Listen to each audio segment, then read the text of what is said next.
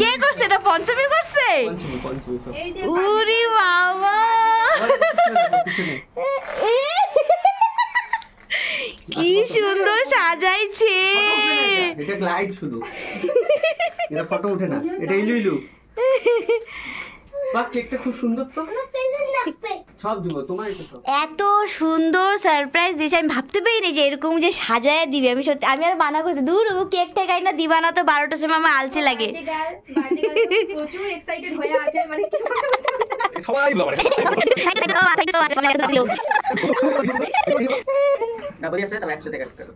দেখলে তোমরা 12টার পর তো মানে শুক্রবার হয়ে গেছে। তো এত সুন্দর করে মানে ডেকোরেশন করে এত সুন্দর করে সারপ্রাইজ দিল। সত্যি 12টার সময় নর্মাল কেক এনে হ্যাপি বার্থডে করে কিন্তু আমাদের 12টার সময় সেলিব্রেশন করা হয়। তো এখানে যে এত সুন্দর করে ডেকোরেশন করেছে সেটা আমি ভাবতে পারিনি। আর পঞ্চমীরা মিলে করেছে, মানে যার রুমে আমি কেক কাটছি ওরাই কিন্তু ডেকোরেশন করেছে। আইডিয়াটা ছিল আমার বরের, কিন্তু ওরাও কিন্তু সত্যি এত সুন্দর করে সাজিয়েছে, মানে এমন করে যে সারপ্রাইজটা পাবো না আমার বর বুঝতে পারলো যে আমার বউকে কীভাবে দিলে খুশি হবে। যাই হোক, বার্থডের দিন বার্থডে প্রত্যেকটা যারই বার্থডে আসুক একটু স্পেশালভাবে যে ট্রিট হয় না, সত্যি ভালোই লাগে। তো আমার খুবই ভালো লেগেছে, তোমরা দেখতেই পারলে কী সুন্দর আমরা মিড নাইট বার্থডে সেলিব্রেশনটা করলাম। আর এখানে দেখো ওই ঝাড়বাতিটা জ্বলাতে ভুলে গেছিলো, তারপরে পরে জ্বলানো, বললো কি আবার কেক কাটো। আমি সেটা হবে থাক, আমার লজ্জা লাগে। যাই হোক, সত্যি সারপ্রাইজটা খুবই খুবই ভালো লাগলো, খুবই ভালো ছিল। থ্যাংক ইউ মানে সবাইকে। তো তোমাদের কেমন লেগেছে অবশ্যই বলো, আমাকে কমেন্টস করে জানাও। তো এখান থেকে কেক মানে কেটে খাওয়া হচ্ছে, খুব টেস্টি ছিল কেকটা, অসাধারণ ছিল এখানে।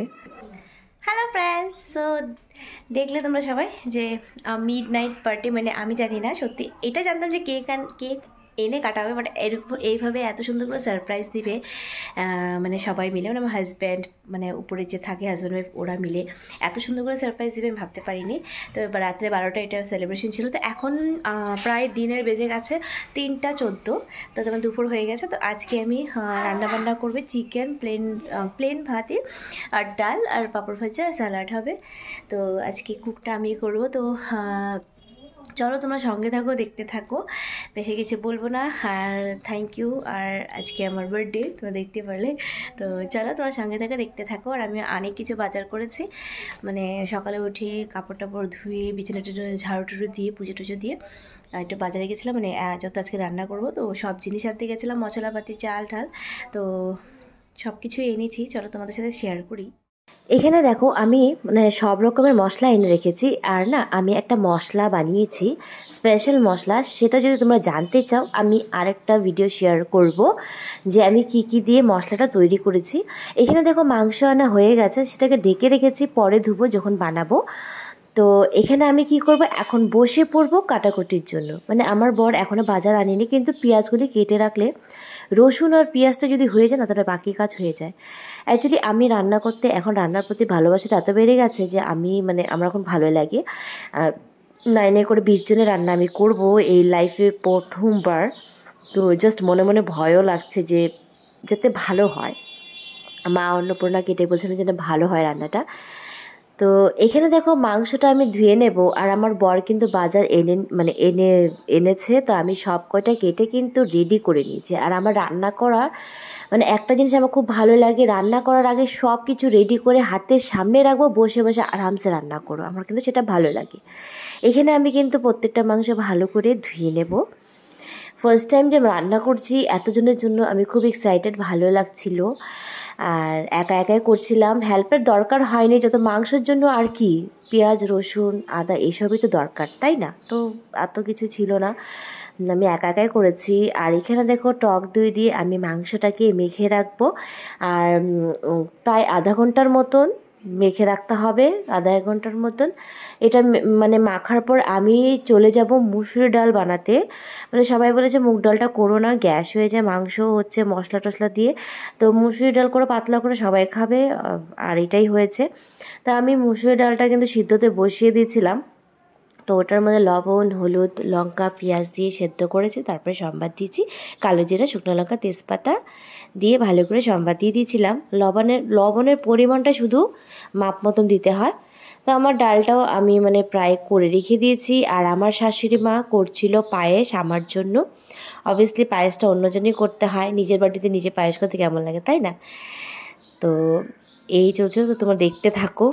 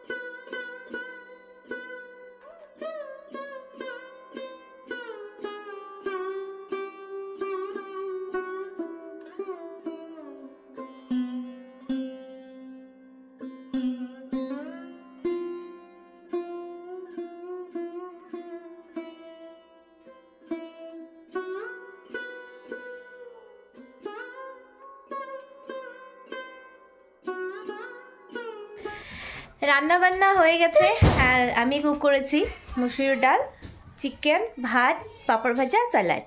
সিম্পল রান্না করেছি। তো সবাই এখনও আসেনি, টাইম আছে। তো আমি রেডি হয়ে গেছি, দেখো ফ্রেশ হয়ে রেডি হয়ে গেছি।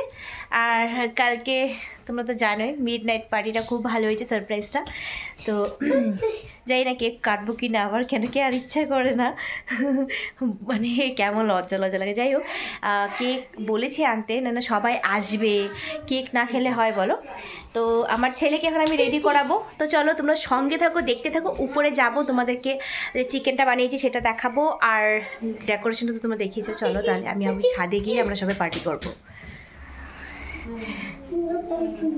আমার বান্ধবী চলে আসছে, বান্ধবীর 2 ছেলে চলে আসছে, আরও আসার বাকি আছে। আসো আসো, আমরা উপরে যাচ্ছি, ছাদে ছাদে। হ্যাঁ পিকনিকের মতনই। আমার ছেলে কি লাগাইছে, অন্ধকার ছাদে লাইট। পঞ্চমী। তো এখানে সবাই চলে আসছে, আরও কয়জন বাকি আছে ওদেরকেও দেখাবো। তো এখানে দেখো আমি কেকটাকে তুলে নিচ্ছি, মানে খুলে নিচ্ছি। আরে কেকটা সত্যি খুব সুন্দর, মানে কি বলবো, আর খেতেও অনেকটা টেস্টি ছিল। দেখো কি সুন্দর কেক এনেছে। আর এই ক্রিম কেকটা না অত একটা খেতে ভালো লাগে না, মানে জাস্ট নর্মাল কেকটাই কিন্তু ভালোই লাগে, কিন্তু কেকটা খুবই সুন্দর ছিল, খেতেও দারুণ ছিল। তা এখন বাচ্চাগুলোকে ডাকছিলাম, আসছিল না, আর আমার ছেলে তো পুরো মানে আমার ছেলের কেন বার্থডে হচ্ছে না তার জন্য পুরো রাগ। তাহলে তোর জন্য এটা তোরই কেক, তুই কাট। তো ও তো বুঝে গেছে না এটা আমার বার্থডে না, ও তো বোঝে। যাই হোক, তো এইখানে দেখো আমরা কেক কাটছি, আবার এখানে ফটো সেশনও হচ্ছে, মানে কি ফটো তুলবো না কেক কাটবো না ভিডিও করবো কোনটা করবো ঠিক আমরা বুঝে পাচ্ছিলাম না। এত তো দেখো আমার ফটো দেখাচ্ছে। যাই হোক, তো এইখানে আমরা এখন কেটে নেব কেক কেটে কিন্তু সবাই মানে সবাই খুব সুন্দর মজা করেছি, আর তোমরা এটা দেখতেই পারছো। তো চলো আমি আবার ক্যামেরা দিকে দেখছি যে ক্যামেরাটা হচ্ছে কি না, এত ভিড় মানে কি বলবো।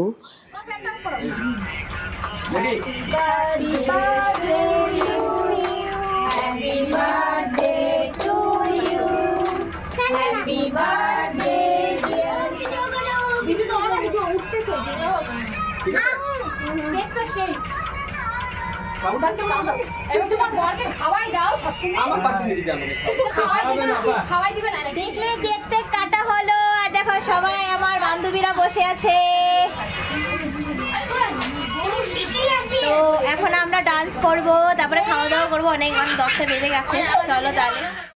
যাই হোক, কেকটা কেটে অনেক আনন্দ করেছি, অনেক মজা করেছি। এখন হচ্ছে খাওয়া দাওয়ার পালা, আর আমি শুধু শোনার জন্য ব্যস্ত হয়ে গেছি আমার রান্নাটা কেমন হয়েছে। সত্যি যতই বলো প্রথমবার রান্না করলে যদি প্রশংসা পাওয়া যায় ভালো লাগে, কিন্তু খারাপ হলেও কিন্তু কোনো ব্যাপার না, আবার শিখবো ভালো করে, আবার চেষ্টা করব যাতে ভালো হয়। আর এখানে স্যালাড কাটতে ভুলে গেছিলো, তাই আমি এখানে স্যালাডটা কেটে নিচ্ছি।